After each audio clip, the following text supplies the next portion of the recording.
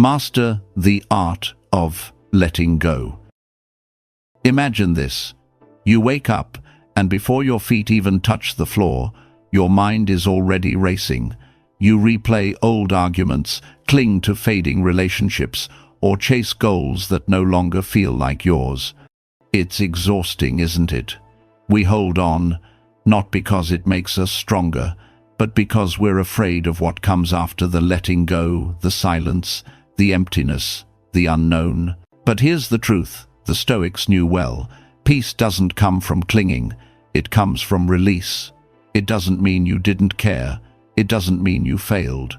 It means you're finally ready to stop confusing attachment with love, resistance with loyalty, and suffering with strength. This video is your invitation to breathe, to loosen your grip, and to discover that when you stop holding on so tightly, life doesn't fall apart. Everything begins to fall into place. Think about the last time you tried to force something, an outcome at work, a relationship that was slipping, even a conversation you rehearsed in your head 100 times. The tighter you held, the faster it unraveled, didn't it? Now here's the twist. The very week I stopped forcing, when I practiced not caring so much, my inbox went quiet. People reached out first, and problems I thought were mountains turned into pebbles. That's the paradox the Stoics mastered. When you stop trying to grip every detail, life has a way of arranging itself. In this journey, I'll show you exactly how letting go doesn't weaken you. It frees you to focus on the only thing you ever truly controlled, yourself. Section 1. The illusion of control. We've all been sold the same story. If you just try harder, push more, tighten your grip, you'll win. Promotions, respect, love, peace of mind. But here's the catch. Every new responsibility you pile on drags in a dozen new variables you can't possibly control. Your promotion depends on a boardroom's mood. Your happiness depends on another person's heart. Even your health depends on thousands of processes inside your body you'll never see. The harder you squeeze, the slipperier life becomes. Psychologists call it the control paradox.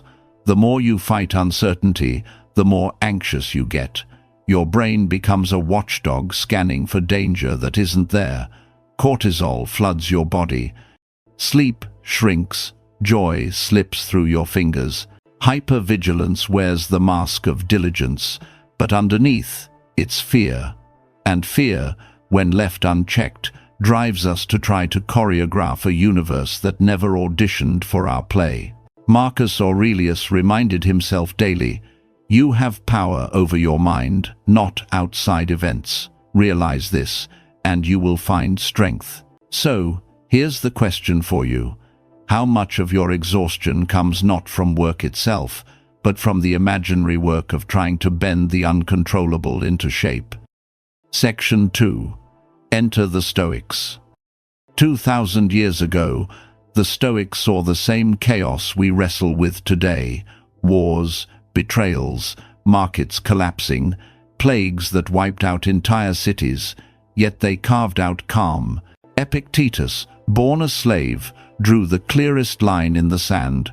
Some things are up to us, some are not. And for up to us, our judgments, our actions, our choices, our values. Not up to us, the weather, the stock market, our neighbor's opinion, even how the barista spells your name. At first glance, this looks almost too simple, but it's revolutionary, because once you accept it, life stops being a tug-of-war with an invisible opponent. It becomes a dance. You lead when you can, you follow when you must. The Stoics weren't teaching us to become numb robots. They were teaching precision. A swordsman doesn't waste energy slashing at shadows. He strikes only where his blade can reach. Think about your own day. How much of your mental energy is spent shadow boxing, arguing with traffic, stressing about the news cycle, replaying what someone might think of you? None of it is yours to control. But here's the shift. The moment you stop throwing punches at ghosts, you suddenly have the strength to swing at what's right in front of you, and that's when discipline and peace begin to overlap. Section 3. The moment of surrender. My turning point came on an ordinary Tuesday that quickly declared war on me. First, the presentation file I'd worked on for weeks corrupted an hour before the meeting. Then the subway stalled underground, packed shoulder to shoulder, no signal, no escape. And just when I thought the day couldn't get heavier, a text buzzed in. "We need to talk." My chest tightened. The familiar loop kicked in. Panic, scramble, control, repeat. But then, a quieter voice whispered, "What if none of this is yours to solve right now?" For the first time, instead of clinging, I exhaled. I rebuilt the pitch from memory, leaner, sharper, more human. I replied to the text, "Happy to talk. When's good for you?" And the subway? It started moving when it wanted to. The world didn't collapse. It simply tilted, like a picture frame finally straightened.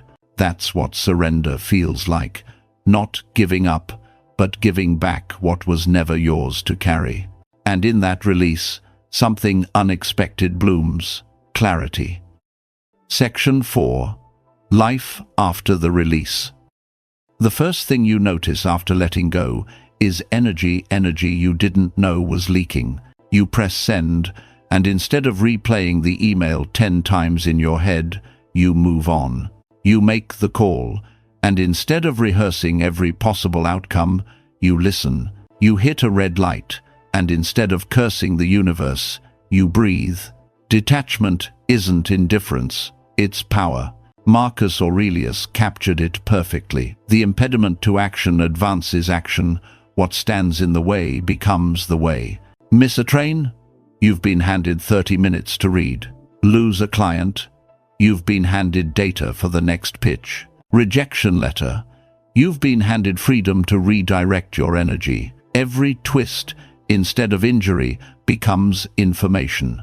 Every obstacle becomes the training ground. And here's the paradox. The less you try to choreograph every detail, the more life seems to arrange itself in your favor. It's not magic, it's focus. By unclenching, you stop scattering your strength, and suddenly you can place it where it matters.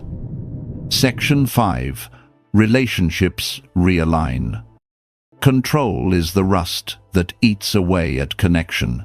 We hover, correct, pre-approve the choices of people we love, and we call it help. But here's the truth. The moment you stop trying to steer someone else's ship, their voice gets louder, their energy brighter. I saw it with my sister. She mentioned she was thinking about quitting her job. Old me would have launched into a 10-slide speech about career moves and financial safety nets. But new me just said, "That sounds big. How are you feeling about it?" Her face lit up. Not because I had the answers, but because I finally left space for hers. People don't want co-pilots yanking at the wheel. They want someone in the tower, calm, steady, waving the lights that say, "You're clear for takeoff." And here's the surprising part. When I stepped back, old friends resurfaced. 3 of them, in fact, within a single month. I didn't chase. I didn't guilt trip. I simply stopped blocking the runway. Relationships don't thrive under pressure. They breathe when you let them. Section 6. The productivity paradox. We think control fuels productivity. More checklists, more monitoring, more metrics, more progress, right? But studies tell a different story. Google's own Mind the Gap project discovered that the most productive engineers weren't the ones chained to dashboards and constant updates. They were the ones who carved out deep, uninterrupted work blocks, empty stretches where results weren't measured minute by minute. Same workload, 27% more output, fewer mistakes, less burnout. Why? Because focus hates micromanagement. The tighter you grip results, the further they slip. But when you give yourself space, true space flow emerges. I tested it myself. I stopped refreshing email. I stopped obsessively tracking metrics. Instead, I set my intention, showed up fully, and let go of the outcome. Within weeks, my output rose. Stress sank to a whisper. The paradox is simple. You don't get more done by gripping harder. You get more done by letting go of what isn't yours to control and pouring your full attention into the slice of reality that is. Control narrows, letting go expands, and expansion is where progress lives. Section 7. How to practice not caring. Not caring doesn't mean apathy. It means selective mastery, choosing where to place your limited energy and withdrawing it from everywhere else. Here are 4 drills the Stoics would approve. 1. Morning triage. Say it out loud before the day starts.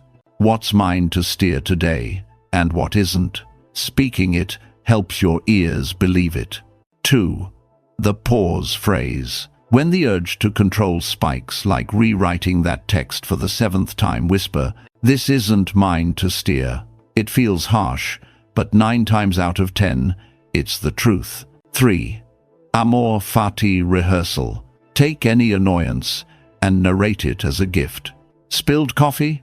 Good. Now I get to change and look sharper. Snoozed the alarm? Good. A reminder that I need earlier nights. Silly? Maybe, but far less silly than suffering twice. 4. Evening subtraction. Write down one thing you let go of today without meddling. Celebrate that micro-victory. Brains don't grow from lectures, they grow from rewards. Each drill is small. Each repetition adds weight to the muscle of release. And over time, you'll discover that letting go isn't weakness, it's skill. Section 8. Stumbling and returning. Letting go isn't a light switch, it's a muscle. Some days, you'll feel strong. Other days, you'll grab your phone at midnight, waiting for those 3 blinking dots to deliver a text that never comes. And that's okay. The Stoics never promised perfection, they promised practice. Every breath is a reset button. When I catch myself spiraling, I use what Marcus Aurelius called the view from above. I zoom out, imagine looking down from the clouds at my tiny self, stuck in traffic or fumbling a conversation. From that height, the jammed freeway, the awkward silence, the missed promotion, each one is just a single pixel in a massive mosaic still being laid. The perspective breaks the spell. My problem shrinks back to size. The truth is, stumbling doesn't erase progress. Returning does. And each return is proof that you're building endurance, not chasing flawless performance. So, if you find yourself clutching again, don't scold yourself. Smile, zoom out, and return. That's the Stoic way. Right now, think of one thing you're gripping too tightly. Maybe it's an unanswered email, your kid's messy room, a project deadline, or even the number staring back from the scale. Decide just for today to unclench. And here's your challenge. In the comments, drop a single word, released. That's it. No backstory, no explanation. Why? Because saying it out loud makes it real, and letting others witness it makes it powerful. I'll be watching the comments, and every time I see released, I'll know someone else just bought back a piece of their freedom. So, what's yours? Conclusion. You were never hired to run the universe. Your only job was to play your part with clarity and courage. The Stoics knew that peace isn't silence, it's being able to hear the signal beneath the noise. When you stop caring about everything, you start caring about what actually matters. The quality of your attention, the honesty of your actions, the miracle of being here at all. Everything else, praise, storms, traffic, rejection, even tomorrow's sunrise will fall into place around that center of calm. So tonight, as you close this video, remember, letting go is not giving up. It's stepping aside so life can flow the way it was meant to. Stop gripping the steering wheel of that parked car. Step out, look around, and finally take the walk that's been waiting for you all along. When you stop caring, you don't lose control, you find peace. And that's when everything quietly falls into place.